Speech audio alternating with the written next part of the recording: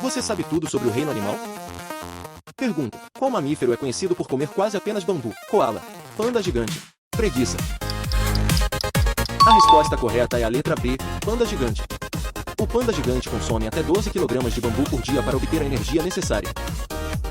Qual é o animal terrestre mais rápido do mundo? Tigre, antílope, guepardo. A resposta correta é a letra C, guepardo.